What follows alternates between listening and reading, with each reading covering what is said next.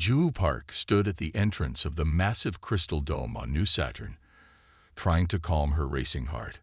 At 28, the heir to the Park orbital manufacturing dynasty had attended countless high society events, but none like the Grand Galactic Fashion Exhibition.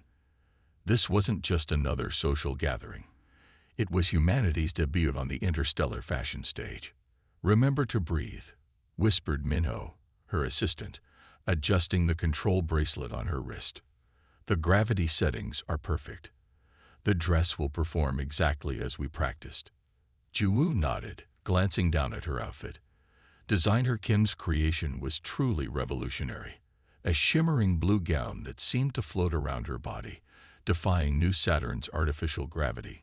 Microscopic quantum particles embedded in the fabric created a subtle dance of light that mimicked Earth's northern lights. It was the most expensive piece of clothing ever created by human hands. "They're ready for you," said the event coordinator, a tall, slender being with iridescent skin. "Humans are third in the exhibition lineup." The alien fashion world had reluctantly included Earth designers this year after much diplomatic pressure. Most species considered human fashion primitive, merely functional rather than the living art forms created by civilizations thousands of years older than Earth's. Ju took a deep breath and stepped into the main exhibition hall. The space was filled with beings from across the galaxy. Tall, willowy Talics with their signature golden skin, bulbous Vex representatives whose bodies changed colors with their emotions, and dozens of other species Ju couldn't identify. Representing Earth designer Kim Hyunwoo, "Please welcome Ju Park," announced the host in the standard galactic language. Polite, restrained applause followed as Ju began her walk down the floating crystal pathway. She felt the familiar lightness as the dress's quantum particles responded to her movements, creating swirls of blue and green light that trailed behind her. From the corner of her eye, she could see several alien attendees leaning forward with reluctant interest.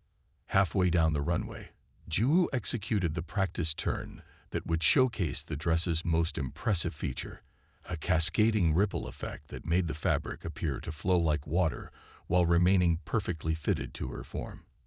That's when she felt it. A slight vibration in the fabric, something not right. The whispers started before she realized what was happening. The quantum particles were destabilizing, their carefully programmed patterns breaking down. Instead of the elegant ripple effect, the dress began to pulse erratically. "Something's wrong," Ju whispered, hoping the small communication device in her ear would relay the message to Minho backstage. Before her assistant could respond, the dress's primary containment field collapsed. The quantum particles that maintained the fabric structure scattered, leaving sections of the dress suddenly transparent. Gasps echoed through the hall as portions of the gown simply vanished, leaving Ju partially exposed on the runway. A Talic diplomat in the front row raised a recording device, its lens focusing on her predicament. Ju froze, her training as a socialite warring with her instinct to run. With as much dignity as she could muster, she covered herself with the remaining fabric and walked, not ran, from the runway. "Emergency protocol," Minho shouted, rushing forward with a standard light cloak to cover her. "This way, quickly."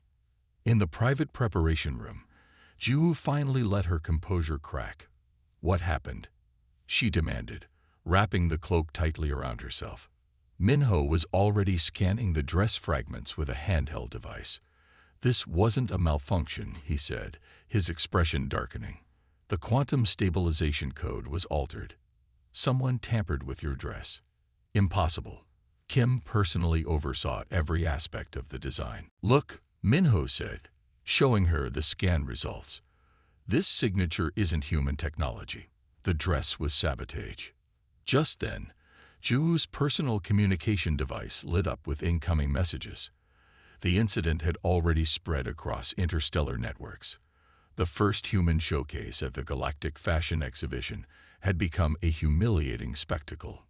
Ju's face hardened as she watched the recording from the Talic diplomat's device, already being shared with millions across the galaxy. Her initial mortification transformed into something else entirely, cold fury. "Find out who did this," she told Minho, her voice steady. "I don't care if they're the oldest, most respected fashion house in the galaxy. Someone deliberately humiliated not just me, but Earth, and they're going to regret it." Minho nodded, already working his connections through his communication implant. "Initial analysis suggests Vex technology," he said quietly. "Their fashion conglomerate has dominated the galactic market for centuries." Juwoo's eyes narrowed. The Vex, with their color-changing bodies and thousand-year history of design dominance, had been the most vocal opponents of including human designers in the exhibition. "They made a mistake," Juwoo said, looking at the continuing flood of messages. "They thought they were embarrassing a spoiled socialite. They didn't realize they were challenging the Park family. And parks don't lose." 3 days after the fashion disaster, Juwoo sat in her luxury apartment on New Saturn's elite ring, watching her face appear on yet another newsfeed. The recording had spread beyond fashion circles to become galactic entertainment. Some alien species found human embarrassment particularly amusing. "Turn it off," she told her smart system. The projection vanished, leaving her in blessed silence. The door chimed, and Minho entered carrying a small silver device. His face showed a mix of triumph and concern. "I have proof," he said, placing the device on the table between them. It projected a 3-dimensional scan of quantum code strings. "Our security team completed their analysis. The sabotage definitely used Vex technology. These signature markers are unmistakable." Juwoo leaned forward. "Can we trace it to specific individuals?" "Not yet," Minho admitted, "but we've confirmed it originated from the Vex Design Consortium. Their quantum signatures are unique." The Vex Design Consortium was no small target. The alien fashion empire had dominated galactic style for over 800 years. Their representatives on New Saturn had been particularly vocal about keeping primitive human designs out of the exhibition. "I want to sue them," Juwoo said suddenly. Minho's eyes widened. "Sue the Vex? No human has ever filed a case against an established alien corporation in the Galactic Commercial Court." "Then I'll be the first," Juwoo replied, standing up. "Contact Earth's legal embassy. I want to file formal charges immediately." Over the next week, Juwoo faced resistance from every direction.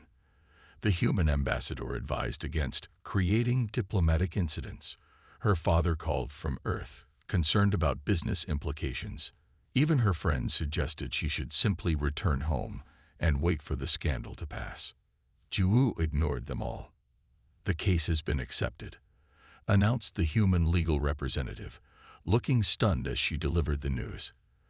"The Galactic Commercial Court will hear Park versus Vex Design Consortium. They've assigned Justice Orla to preside." Minho winced. Justice Orla has dismissed every case brought by an emerging species in the last 30 years. "Then we need someone who knows how to handle alien courts," Juwoo said. "Contact Do-Yeon Lee." Finding Do-Yeon proved challenging. The former diplomatic security officer had left government service years ago to become an interspecies legal specialist. He now worked in the frontier zones where human and alien laws intersected, often representing clients other lawyers wouldn't touch.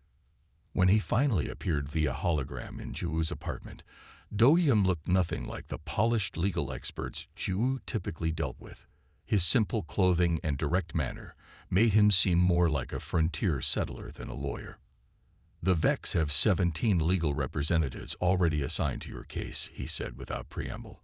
"They're preparing to destroy you. Can you help me win?" Juwoo asked. Do-Yeon studied her for a long moment. "Why pursue this? You're rich. The embarrassment will fade. Suing the Vex will only extend your public humiliation." "This isn't about me anymore," Juwoo said firmly. "They didn't just target me. They targeted human innovation. If they get away with it, they'll keep doing it to other human designers." Something in Do-Yeon's expression changed. "You surprise me, Miss Park. I expected a socialite seeking revenge. You're thinking much bigger. Will you take the case?" Yes, he said, but you should know what you're facing. Justice Orla doesn't merely dislike humans. She considers our entire species a temporary annoyance in galactic affairs. The Vex have connections throughout the system, and galactic law is nothing like Earth law. I understand the risks, Ju replied. 2 days later, they attended the preliminary hearing. The Galactic Commercial Court occupied a massive floating structure above New Saturn. Inside, representatives from dozens of species navigated the complex legal system that governed interstellar commerce. Justice Orla was a towering figure with mottled gray skin and 6 upper limbs. She looked down at Ju with barely concealed disdain. The court acknowledges the unusual nature of this filing, Justice Orla stated, her translator converting her natural clicks and whistles into standard language. A representative of Earth, an emerging civilization, brings charges against the ancient and respected Vex Design Consortium. The Vex legal team, 17 tall, color-shifting beings, seemed almost amused by the proceedings. Our client seeks dismissal, the lead Vex attorney said. Humans lack standing to bring cases of this complexity. Their legal system has existed for mere moments in galactic time. Dohyun stepped forward. Standing is granted by Section 12 of the Galactic Commerce Agreement, which Earth signed 53 years ago. My client has evidence of deliberate corporate sabotage, violating 16 separate commerce regulations. Justice Orla's top set of limbs twitched with apparent irritation. Evidence will be evaluated according to court standards, not human standards. Of course, Your Honor, Dohyun replied smoothly. We look forward to presenting our case under full galactic legal procedures. As they left the court, Ju noticed the stares following them. Word had spread quickly about the human challenging the Vex. They're underestimating us, Dohyun said quietly. Good. What's our next step? Ju asked. We need more evidence, he replied, and I know exactly where to start looking. Ju watched as Dohyun paced the small room they had rented near the commercial district of New Saturn. This wasn't the luxury she was accustomed to, but its plain walls held one critical advantage. It wasn't monitored by standard galactic surveillance. The Vex won't expect us to work from here, Dohyun explained as he set up a portable data system. They'll be watching your apartment and all the upscale legal offices. What exactly are we looking for? Ju asked. Patterns, Dohyun replied. The sabotage at the fashion show was too well executed to be their first attempt. For 3 days, they combed through public records of human fashion ventures in alien markets. By the second night, Ju's eyes burned from staring at endless data streams, but a troubling picture was emerging. Look at this, Dohyun said, pointing to a series of business failures. 7 human designers entered the Proxima Centauri market last year. All experienced mysterious technical failures during their debut presentations. Jumu leaned closer, just like mine. And here, he continued, bringing up another set of records. The Arcturus Trading Post. 5 human textile innovations failed safety inspections despite passing Earth certifications. The pattern extended across 3 star systems where humans had recently established trade relations. Wherever human fashion began gaining attention, technical failures and regulatory problems quickly followed. We need more concrete evidence, Ju said. This is suspicious, but not enough for court. Dohyun nodded. I have a contact in the regulatory office who might help, but we need someone who understands fashion technology to interpret what we find. Ju thought for a moment. My cousin Haijin. She's a textile engineer who worked with designer Kim on my dress. She knows quantum fabric technology better than anyone. Haijin arrived 2 days later, bringing specialized scanning equipment disguised as ordinary luggage. She was shorter than Ju, with practical clothes and quick, precise movements that revealed her technical background. The quantum signature in your dress failure wasn't random, Haijin confirmed after reviewing their findings. It's almost like they knew exactly how our technology worked. Dohyun's contact provided access to the regulatory database for a brief 4-hour window. They worked frantically, downloading inspection reports on failed human fashion products. "Here's something odd," Hyjin said, examining the data. "These failure reports all reference the same quantum instability, but they're describing technology that wasn't public knowledge yet." Her eyes widened. They couldn't know how these systems worked unless they had stolen the designs. Ju finished. Working through the night, they identified 17 separate human textile technologies that had been compromised before their official release. In each case, similar failures occurred during public debuts. "We need proof the Vex were behind this," Do-hyun said. Hyjin tapped her tablet thoughtfully. "Every quantum fabric has a creator signature, like a fingerprint. If the Vex stole these designs, they might have kept the original signatures in their database." "How do we access a Vex database?" Ju asked. Do-hyun smiled slightly. "During my diplomatic security days, I made some interesting contacts. One of them works maintenance on the Vex commercial servers." 2 tense days later, they met Do-hyun's contact, a small six-legged being who nervously transferred a data crystal to them in a crowded market. "I could lose my job for this," the being chittered. "The security logs from the last 3 cycles. I can't be connected to you." Back in their hideout, Hyjin worked feverishly to decrypt the data. When she finally looked up, her face was pale. "This is worse than we thought," she said. "There's a message thread between members of the Vex Council. They specifically discuss human fashion as a threat to their market dominance." Ju read the translated message on the screen. "Human creativity cycles are dangerously rapid. Their adaptation rate exceeds acceptable market evolution. The Council authorizes continued suppression of prominent human designers to discourage further innovation." The park incident demonstrated effective technique. They actually wrote this down. Ju asked, stunned. "The Vex have dominated fashion for 1,000 years, Do-hyun explained. They've never needed to hide their actions before. No one has challenged them. But now we have proof," Ju said, her voice hardening. "They didn't just target me. They've been systematically attacking human innovation." Hyjin looked up from her tablet. "There's more. I've matched quantum signatures from failed human designs with new Vex products released months later. They're not just suppressing our technology, they're stealing it." Do-hyun carefully organized the evidence. "This goes beyond fashion now. This is about Earth's right to fair trade in the galactic community." Ju stared at the damning evidence before them. "When Justice Orla sees this, she'll try to dismiss it," Do-hyun interrupted. "The Vex have powerful friends throughout the galactic system. We need to be ready for them to fight back hard."